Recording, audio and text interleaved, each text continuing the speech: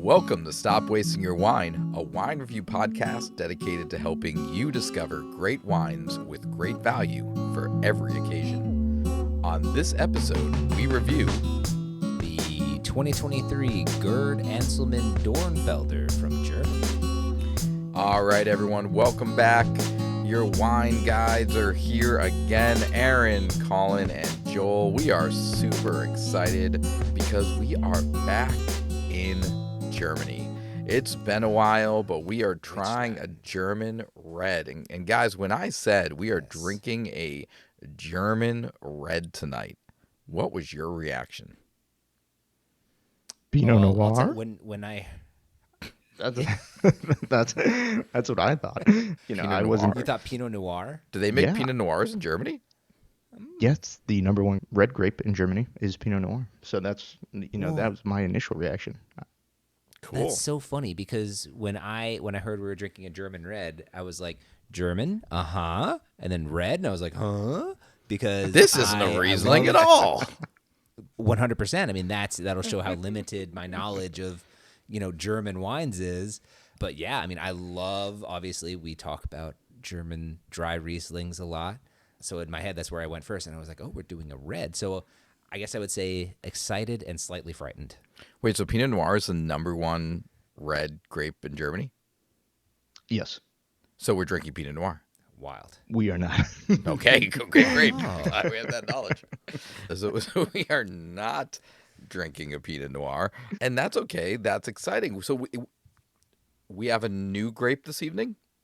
Yes, that's right. Are you sure? Are you sure it's not like something that we think is a new grape and then it's secretly like Chardonnay? Oh, no. This one is a brand new grape. We've never tried this one. I wasn't gonna let myself get got twice in a row. So. I made sure we had never actually tried this one before. Well, okay, that's exciting. I do like, too, that we're going back, not that it's a new region for us, but we're going back to one of our underserved regions, I would say, and we're not going right into kind of the mainstay grape. So I like that. That's awesome. Yeah, okay, so we're back in Germany, exciting, but doing something new, more exciting. Yes. So very cool.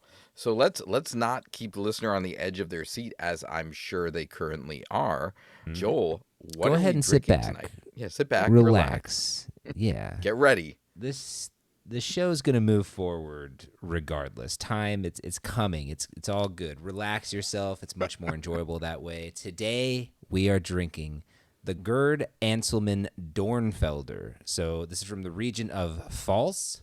It's a 2023, 12.5% ABV, and I picked this up for about $16. All right, so this Dornfelder is the grape. Dornfelder is the grape. That's right. And we're going to learn a little bit more about that in our learning segment. So hold on for that. It's going to be exciting. I'm actually really excited about this one because it has a pretty interesting history. Yeah, and like we always say, like this is an opportunity for folks who are listening who may not know this grape, which is me. Me I'm right there with you. Yeah. We are here with you, listener. This is an opportunity. So next time you walk into a wine shop, big or small, and you see a bottle that says Dornfelder, after listening to this episode, you should have a general understanding of what will be coming your way, and quite possibly, grab a bottle that you would not have grabbed previously, which is the dream. Yes. Getting deeper into the other 10,000 grapes that nobody drinks, guys. Yeah. All right, Actually, a lot of people drink this one, but we'll talk about that in a bit. Oh, well, yeah. Okay. Not a lot of people around here. Not a lot of people out of Germany. No, you're right. You're right. On this side of the pond, okay, are not drinking Apologies a lot to our of German Dornfelder. listeners. Yeah, that's right. Yeah. Apologies to all of our German listener. Yeah, that's fair. Well, I'm excited, and I want to get into it. But first, Colin, why have you brought Dornfelder to our doorstep? Yeah, good question. So if you've been following along these last couple of months, I've been trying to find a lighter style red wine that is good for the summer months. And since summer is coming to a close, I thought I would take one more swing. And this is what I'm bringing to the table this week. It's a wine at the cheaper end that's supposed to be nice, light, fruity, supposed to be served chilled. So I'm hoping that kind of fits into the slot of fun summer wine, even though summer is almost over. Oh, I mean, you're in Florida, so it feels like summer for the next 5 months. It's a really good And, point. global warming, it feels like summer for me until like November. So it's all the same. All right. Well, that's awesome. Well, let's not beat around the vine any longer. Let's give this wine a shot. That was a cute joke. I like it. Well done. We can make it one of our catchphrases. Let's try it out. Okay. Tastes like wine. All right, gentlemen, what are you getting on the nose? Colin? Yeah, I'm getting a lot of dark fruits is what really stands out to me. I think you get a lot of blackberry. It's not as fresh as you would think, but like really ripe, almost that stewed blackberry. And then some other dark fruits in there. I'd love to hear what you guys say before I get into anything else. Joel?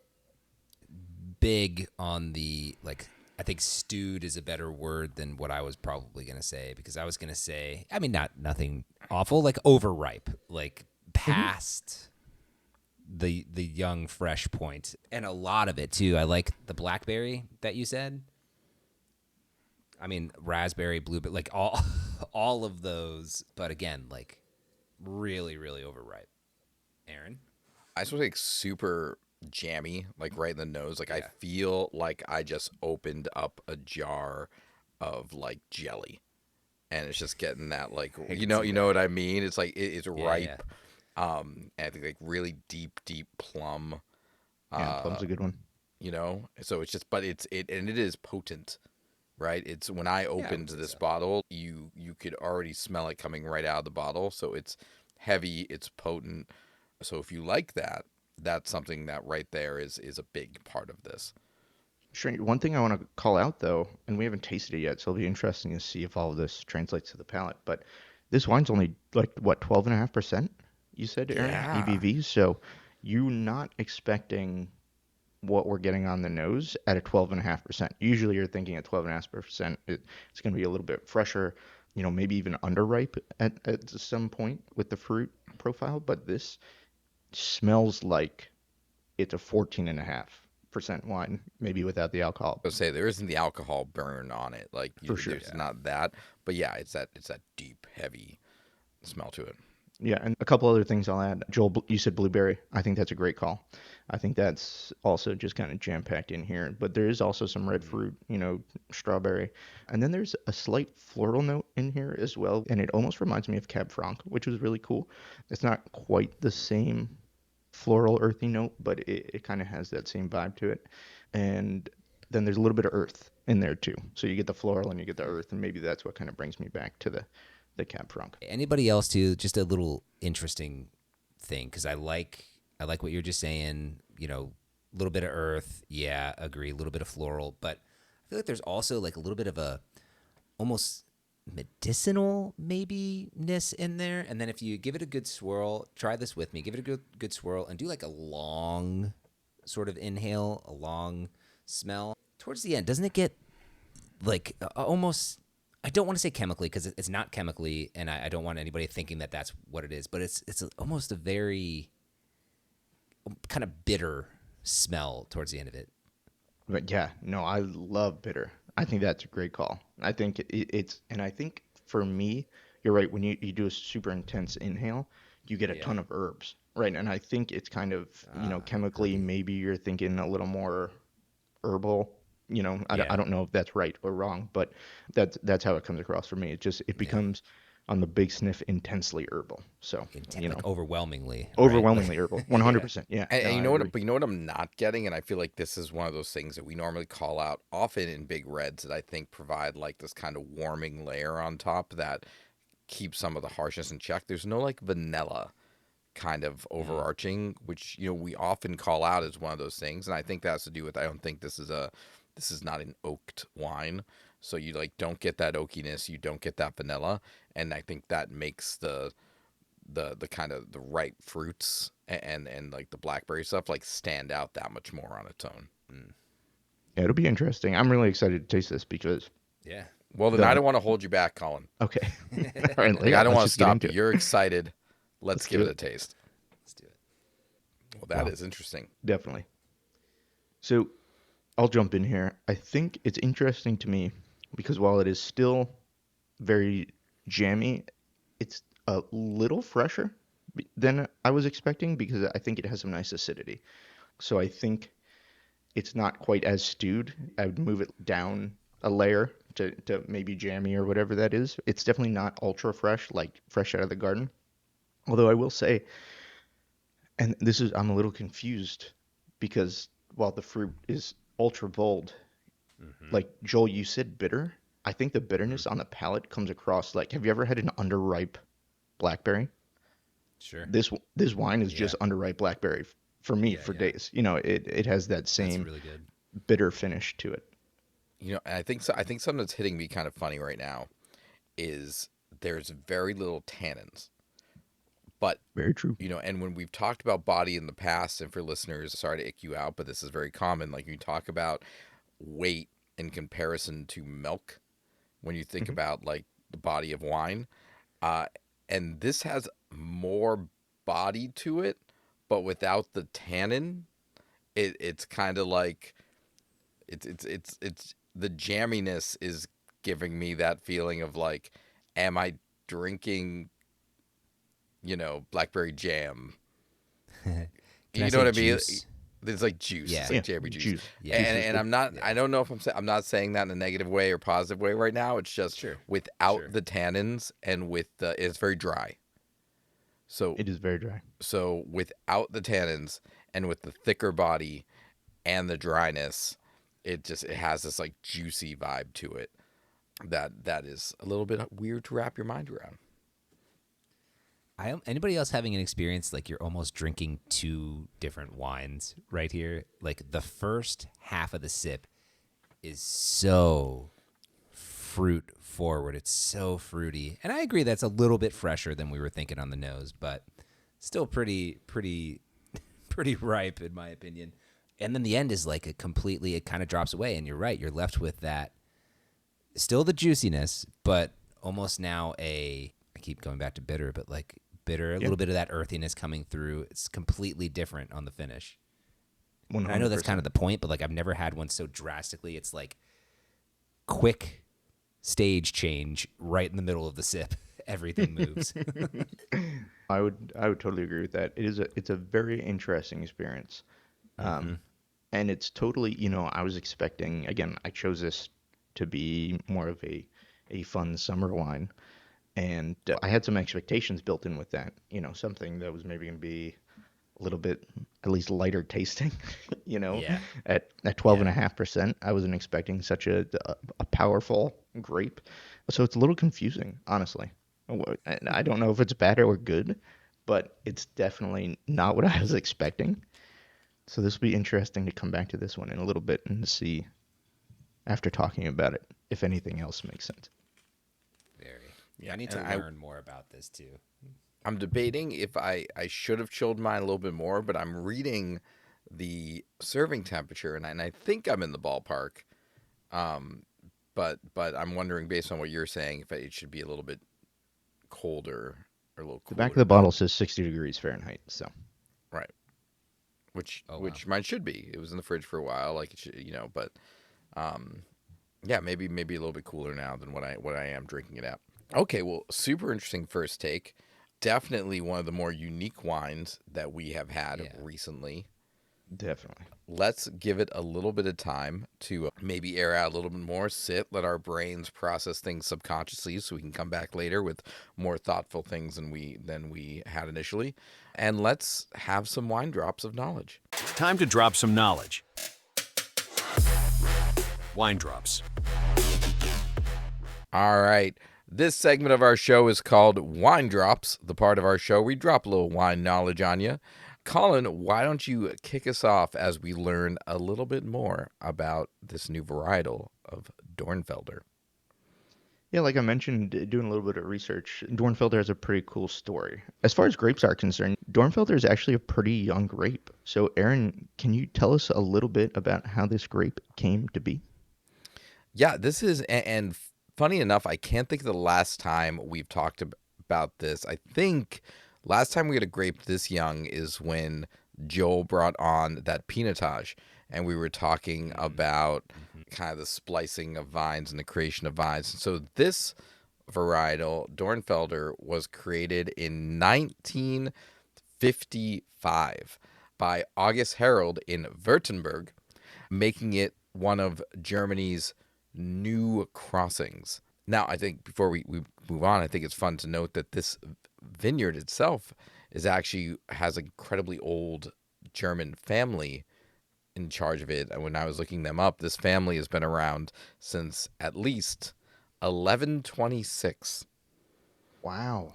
Which, Super as an old American, family. is a date that I believe the dinosaurs were around. I don't really understand society happening back then. Yeah, that's wild. Yeah. I heard they started working on the Dornfelder too on day one. It just took them 850 years to get it right. So. Fantastic.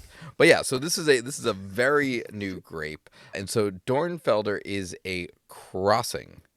But Joel, what does that actually mean in grape terms? Yeah. It's kind of cool, actually, when you think about how this is happening. But a crossing is kind of just what it sounds like. It's two different grape varieties that are bred together to make a new one. It's like a Frankenstein grape, okay? I think, like you mentioned, I think the pinotage was similar, but it's a cool term and it's a good one for us to know, especially when we're drinking something like a Dornfelder.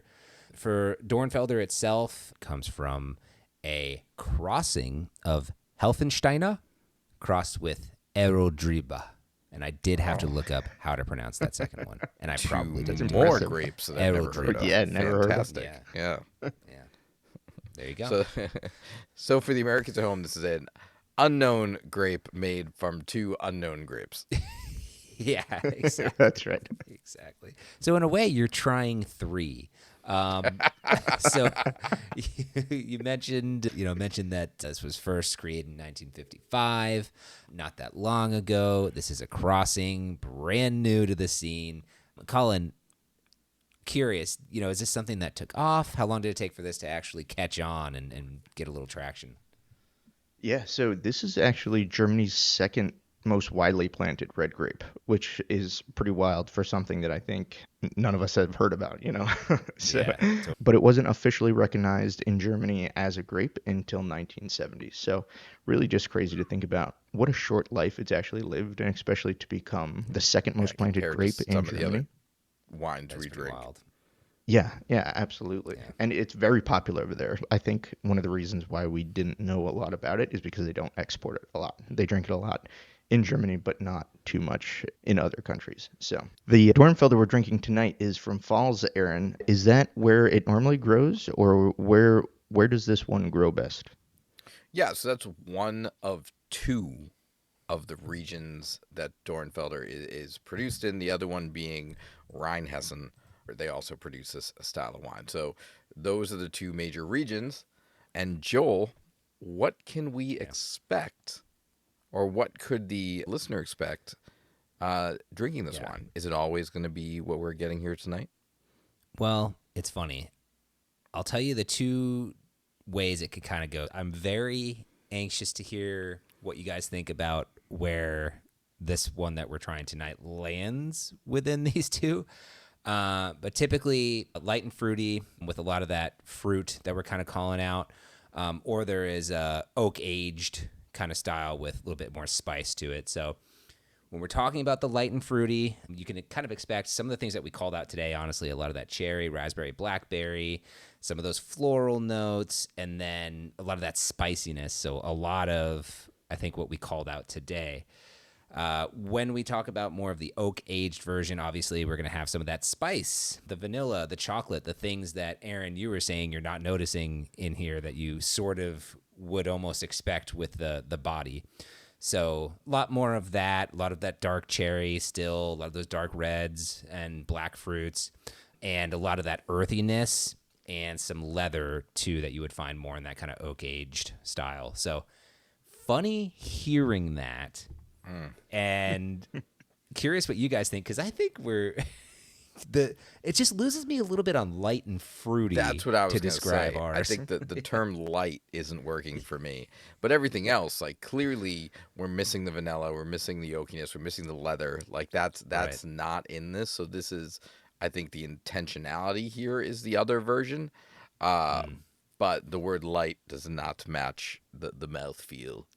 Yes, No, I but would it agree. is also at 12.5%. It is kind of on the lighter side. Like that's what is kind Technically of light. messing with my mind so much. Yeah. It's technically a lighter wine without the taste or flavor profile of a lighter wine. Okay, well, so those were some lovely drops of wine knowledge about Dornfelder. So now, listener, welcome to the club. You now know what that is and what to expect. And next time you see it on the shelf, that'll be something that can stand out to you.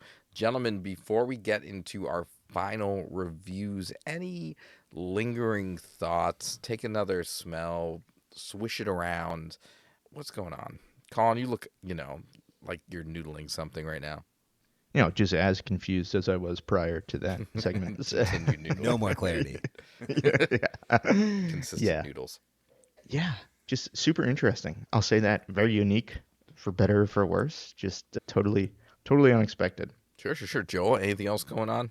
I don't know if I'm like acquiring a taste for it or if it's changing, but the fruit is a little bit nicer, if that makes any sense. Like it's Yeah, I would agree. I don't know if it's more. I'm trying to find the word for what is nicer about the fruit. Because to say it's, a little fresher or whatever would be crazy. But I don't know. Maybe it's just quieted down a little bit so it's not as attention grabbing at the beginning of that sip. I still feel like it's got kind of that two-faced thing going on. But it's not as loud on either one. And it's flowing into the second bit of it a little bit better. Yeah, that's fair. It does flow Very a lot hard. nicer. Before it was kind of like a roller coaster with an extreme drop. Yeah. Now it's just like you're kind of climbing up a hill and then going back down the other side of the hill. It's not as intense. I think we're getting used to it. I'm trying to, like, my initial reaction was it's opened up, but I took something Daly said last week when he said that we could have opened our bottles of wine 6 hours before we drank it. And so today I actually opened some. I didn't know what to expect, so I opened it up a couple hours before we started drinking it. And so I don't think this has changed much over the past 40 minutes. So I think it is more our palates adjusting to the experience of this wine. I think it was jarring at first because it's so different than what we expect. And now my brain has shifted from like, what is this? To like, okay, yeah, it's kind of neat. I love that. It's funny. I think we're all having the same-ish experience and trying to put our finger on like they're all on the same lines, but all just equally as vague in our understanding of what we're experiencing with this wine. So at least we're in it together. Well, let's hold hands and let's jump into the review. Let's do it. Yeah, but did they like it? It's time for the review. All right, so Colin, this was your wine that you brought to us today. So Joel, I am going to ask you to go first, which I'm sure you're super excited about because you have a clear thought about this wine. Yes, absolutely. About as clear as this wine, by the way. Very deep, Hey, kind of purpley. It is actually, again, for a lighter style of wine, it is known for its super intense color. So interesting you bring that up. super purpley. Very purpley. I'm having a hard time placing this one. I'm not going to lie to you guys. I'll tell you why. Here's what's going on in my head. This is really fun. This is really fun to try to kind of like figure out what's going on. This is one of the most unique wines that we've ever had, I think, on this show. And it's not, there's nothing off-putting about it, I would say. But it's just so outside of my normal, what I would drink, and I'm trying to take that out of it. But the thing that sticks out to me that is the only thing that I can put my finger on that's sort of a little bit of a detractor for me is it really, really tastes like juice to some extent. Like when you take a sip and think juice, everything from the flavors to even that mouthfeel like you were talking about, Aaron, like it's very juicy. And hey, maybe some people dig that in their wines, but to me, it kind of takes me out of it a little bit. Fun. I'm calling this a casual sipper. I'm going to keep it around. I think there are people that will really enjoy it and at least have fun going on the journey with me. But I don't think I could go and be like, you need to try this. You're going to love this. You're going to have so much fun with this. So yeah, casual sipper for me. Yeah, I'm right there with you, Joel. I think, once again, you and I have talked about in the past, like, separating, is this my style of wine, and do I like this wine, from, is this a quality wine? Yeah. Is this a wine that, people who like this type of wine would like? And I think I would like to try more Dornfelder wine. Mm-hmm. And know if this is an example of a good Dornfelder, like if this is just what it is or if it isn't. But I think from a quality standpoint, there's nothing wrong with it. But at $16 and I like the experience, as you mentioned, the mouthfeel, the flavors, the juiciness. I'm also going to name it as a casual sipper. I think if you like this, drink it. There's nothing wrong with it. Sure. Give it a try. Have it around the house. $16. Like if you like this wine, you can have this bottle in your house all the time without breaking a sweat. But I don't know if I were to say this is a wine that you want to bring to dinner, show to friends, show off, especially if have a nice German family. You might bring this in. They're going to be like, this is not the right Dornfelder. So I don't know. I think we need to try more of this to know if this stands, but it didn't knock my socks off in a way that would make me go more in a casual sipper. So that's where I'm landing. Sure. Colin? Yeah, is this the wine of the summer? Or what's left of the summer? No. The wine of what's not. left of the This- summer would be swing a and a miss. really funny label. But no, this is not at all what I had expected, not at all what I had hoped for, as far as, why I picked this one is concerned. That being said, I'm really enjoying it. I think it's so different and so unique. And like you said, Aaron, because I don't have anything to compare it to as far as other Dornfelders are concerned, I kind of just have to go on the quality of the wine, and I think it's a really well-made wine. I don't know if the unique flavors are the grape or just this specific winery or what, but I'm enjoying what's in the glass. So for me, this is a must share because I think it is very unique and structurally it's very well made. The flavors are a little intense, and I could see somebody not necessarily being super into this wine. But I think if you want to show this off as like a really cool new grape that's going to give you a new experience, I think this would be a really cool grape and a really cool bottle to bring. So, at the end of the day, it's strange. It's strange as hell, but I'm actually really enjoying it. I think the flavors are great. The structure is great. So it's a must share. I think that's actually a really great point about this is, like, you should try it, listener. Try something new. This might be right up your alley, and in which case, if you love this, awesome. It's a well-made wine, and it is $16. And if you don't like this style of wine, that's okay too. It's very, very unique. Definitely not a waste of your wine.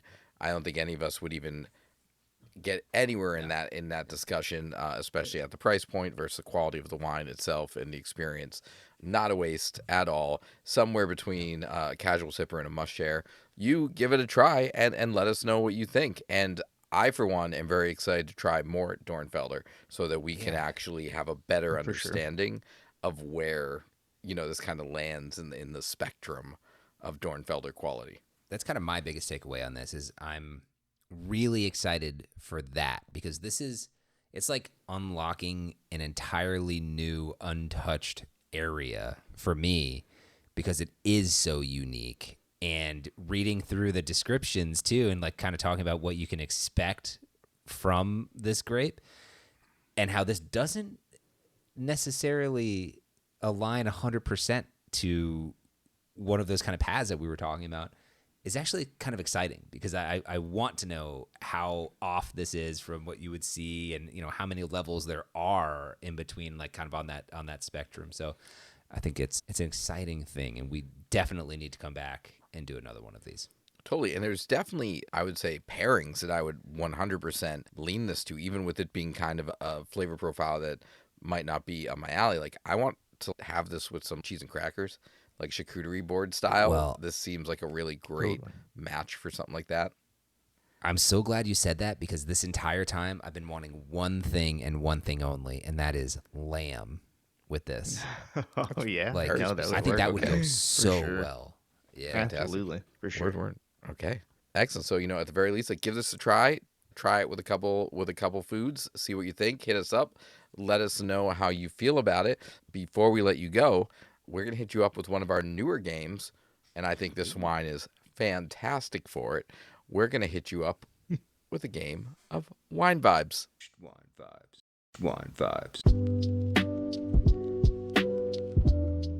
Colin, can you explain to the listener how wine vibes works? Wine vibes, basically, we give a 30-second sales pitch. If we were describing this wine in a fun way, based on vibes, how would we describe this to somebody who we were trying to sell it to? Yeah, no snooty wine terms, no notes. We're not talking about leather, and we're not talking about Italian spices. It's just all vibes. All right, Joel, hit us. What kind of vibes does this wine have? Well, I'd say that this wine is for the person that likes their cold hot and their wet dry. Not sure what mood you're in.